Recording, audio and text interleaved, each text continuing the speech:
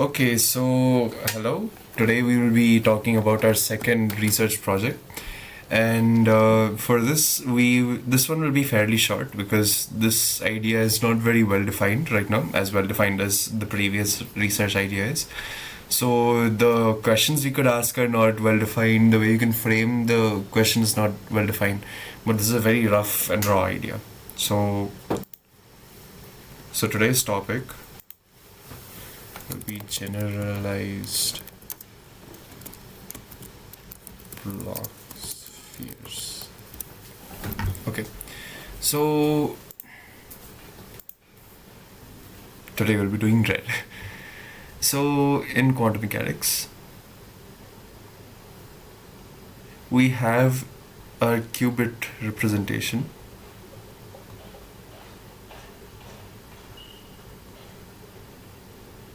that takes any vector psi like this and expresses it as a linear combination of alpha of the 0 and beta of the 1 vector. Right. So this is our regular normal notation, and sort of like a visual representation of this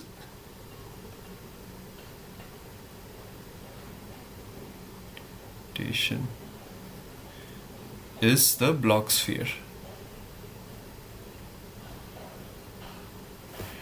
So just given as I think this and this, so the top is I think 0 and 1.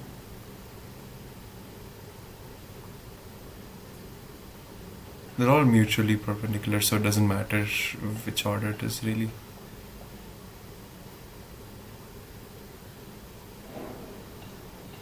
Yeah.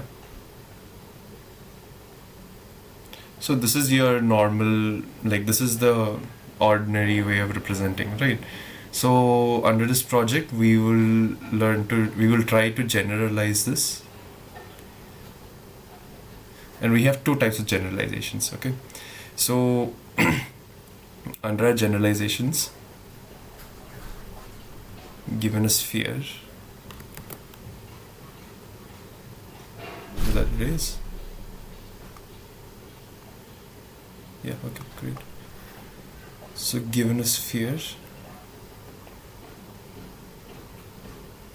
we want to generalize, like keeping only the 0 and the 1 vector as is. We want to generalize the other 4. So instead of having I over here, we want to have some unit A. And over here also, instead of having plus and minus over here, we want to have something like B as a unit. This is going to be minus B, and this is going to be minus A. So A is going to be any unit that satisfies, like, A to the power A square is equal to either -1, 0 or 1.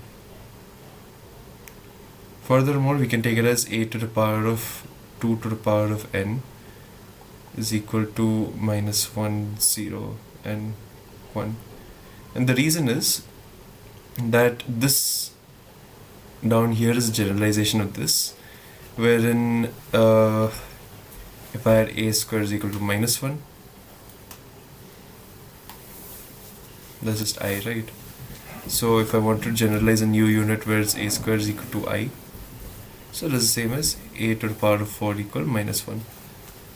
Okay, so this is like the sort of the idea, or like the sort of theme that we're going for.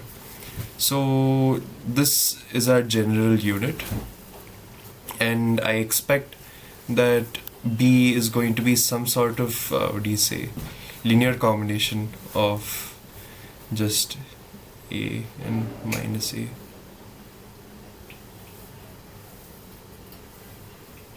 And just take it as M and N, right? So what we're going to look at is we're going to look at, for hunting for our units, right? For looking for different values of A and different expressions of A to the power of n is equal to something. What we're going to be studying is something called Clifford algebras.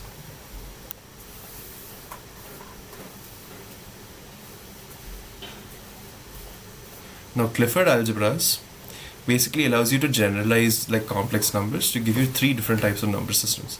So you have complex numbers,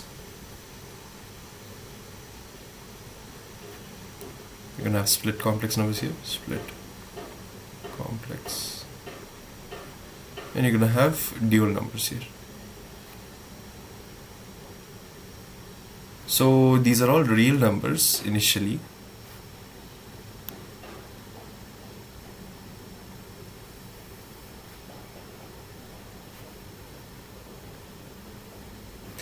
But they're adjoined with the unit over here I square is equal to -1. And over here they're adjoined with the unit j square is equal to +1. And here they're adjoined to a unit epsilon square is equal to 0. So each of these have a new unit. Over here it's I, over here it's j, and over here it's epsilon. So Clifford algebras have a basic notion like this. We will be exploring this mainly. Along with that, we want to generalize our Bloch sphere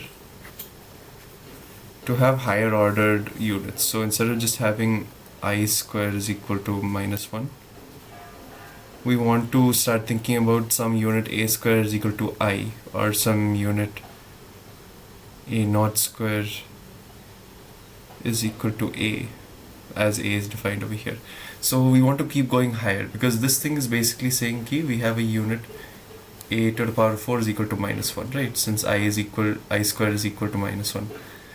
Similarly, this one is just saying some unit A, okay, let's use B instead, just for notation's sake. So B over here. So this is just saying some unit B to the power of 8 is equal to -1.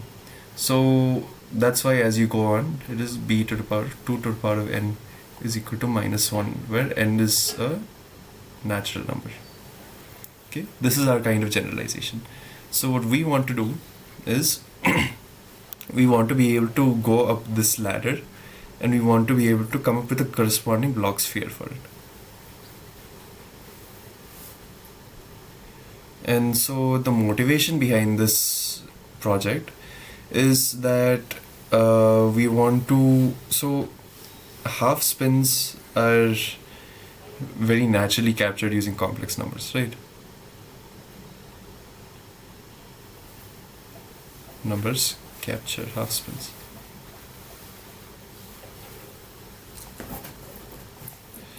And personally, it seems really arbitrary that our spins should be only defined as plus or minus. So what we're trying to figure out is, can we generalize quantum mechanics to include a plus or minus 1 to the power of 2n.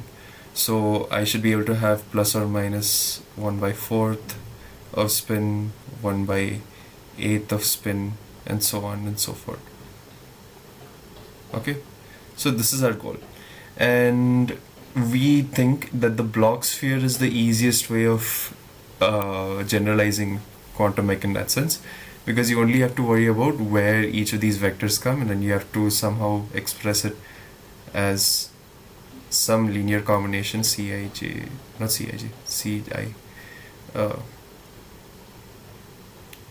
to the power of a subscript n to the power of I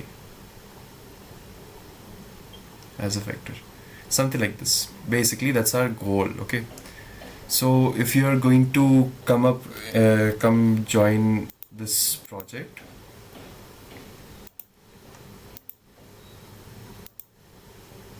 here are some things that we're going to need you to know.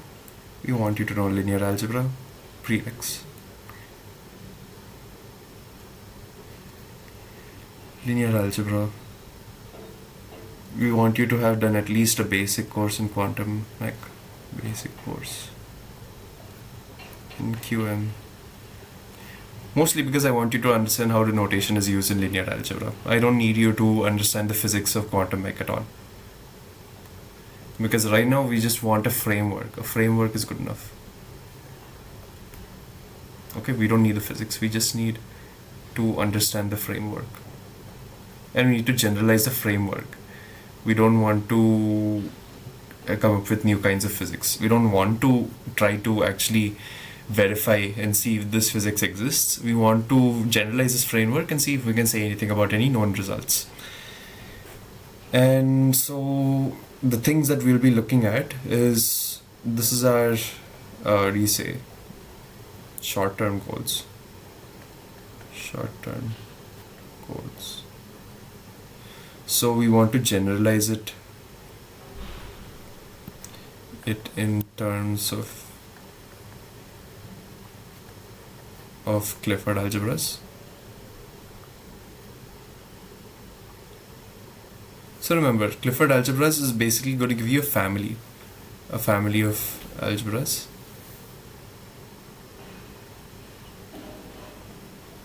That you can construct by putting your units as, like, I square is equal to 0, not 0, minus 1, j square is equal to 1, and epsilon square is equal to 0.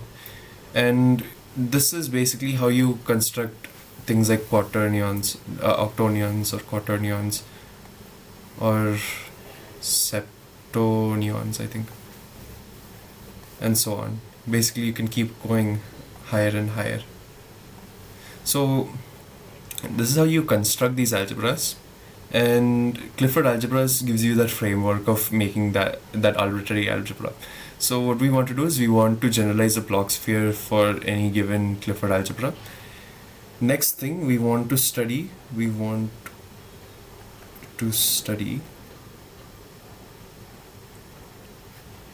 so apparently a quaternionic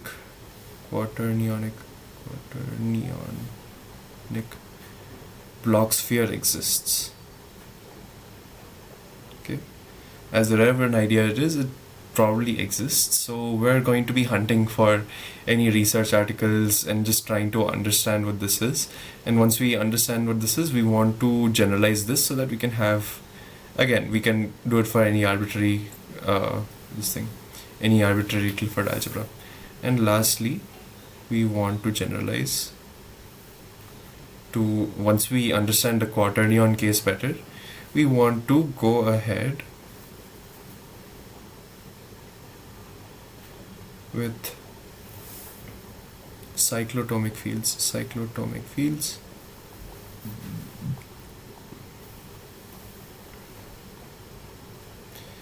and heliotomic fields.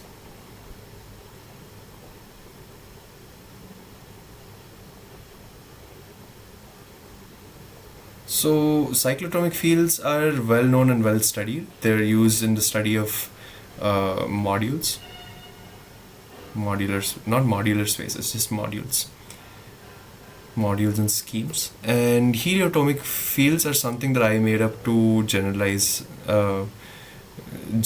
trigonometry.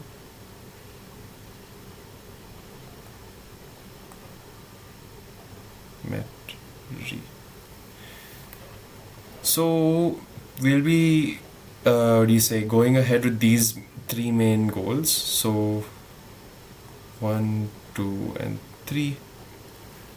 So if you want to join this project, after these prerequisites are done, I am going to teach you everything you need to know about this part to go ahead with it.